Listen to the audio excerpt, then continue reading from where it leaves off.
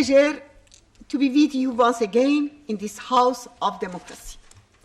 I have come to the European Parliament to call on European people, parliaments, governments, and other EU institutions to support the struggle of the suppressed people of my country for freedom. We have risen against a brutal regime which is the prime threat to human society, its achievements, and progress. Unfortunately, due to economic interests and in the framework of the policy of appeasement, European governments have sided with the clerical regime in Iran. On the contrary, members of the European Parliament have echoed the conscience of the people of Europe by siding with the Iranian people and the Iranian resistance in their quest for change. The resolution adopted on April 3rd by the European Parliament, which underscored the violation of human rights by the Iranian regime, is the most recent initiative by the European Parliament.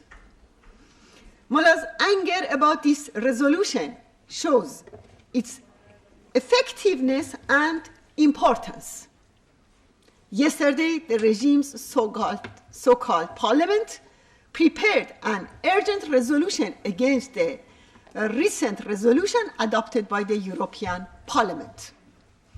This reaction shows Mullah's lack of capacity for change or moderation. This regime cannot survive without hangings, torture, warmongering, and terrorism in the region. On the contrary, I can inform you that the people of Iran praise this initiative of the European Parliament. Catherine Ashton's ill-judged visit to Tehran last month to appease the mullahs fell apart almost before she stepped off the aircraft as news emerged of Israel intercepting a ship from Iran carrying dozens of long-range surface-to-surface rockets, assault weapons, and hundreds of thousands of bullets destined for terrorists linked with the Iranian regime in Gaza. Iran is the world's leading exporter and bankroller of terrorists, and their cat-and-mouse attempts to persuade Ashton and others that they have no intention of producing nuclear weapons is farcical. It was even more ironic that Baroness Ashton set foot on Iranian soil on Saturday, the 8th of March, International Women's Day. Iran's repression of women is globally renowned. In fact, on the 4th March, the regime hanged a 25-year-old woman who had been held in prison since she was a teenager. She left behind a 10-year-old daughter. Another young woman of 26 who has been in prison for the past 7 years is about to be hanged because she resisted being raped. Indeed, the mullah's main target of repression for many years has been women, many of whom have been systematically raped, tortured, and executed in Iranian prisons. I think you should all understand that Mrs. Rajavi's own sister, when she was pregnant, along with her husband, was executed by the mullahs. I think you all know my position on Camp Liberty. The demands we have for liberty are logical and fair, and the European Union should support them. The 7 hostages must be freed. United Nations observers and blue helmets should be deployed and have a constant presence at the camp. The United Nations Security Council must request that the investigation into the massacres at Camp Ashraf be sent to the International Criminal Court. T-walls and concrete bunkers must be installed in Camp Liberty for the residents' protection.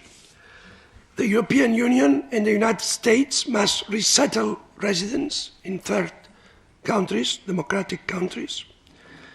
We inform all those in Camp Liberty that we are dedicated to following up these demands. Michel,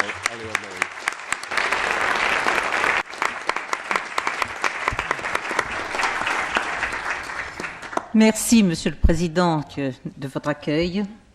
Merci de votre invitation, Madame la Présidente Rajavi. Merci également de votre accueil, Monsieur le Vice-président. Mesdames et Messieurs les parlementaires, Mesdames et Messieurs, je trouve particulièrement symbolique le lieu choisi pour cette rencontre. Ce lieu, le Parlement européen, démontre d'abord une chose, c'est que l'Europe n'est pas pour nous simplement une puissance économique, mais qu'elle réunit des peuples qui partagent des valeurs d'humanisme, des peuples qui veulent ensemble promouvoir une certaine idée du respect dû aux hommes et aux femmes sur l'ensemble de notre planète, une certaine idée de la liberté qui doit être partagée par tous, une certaine idée de la démocratie. Cela montre aussi que l'Europe entend jouer un rôle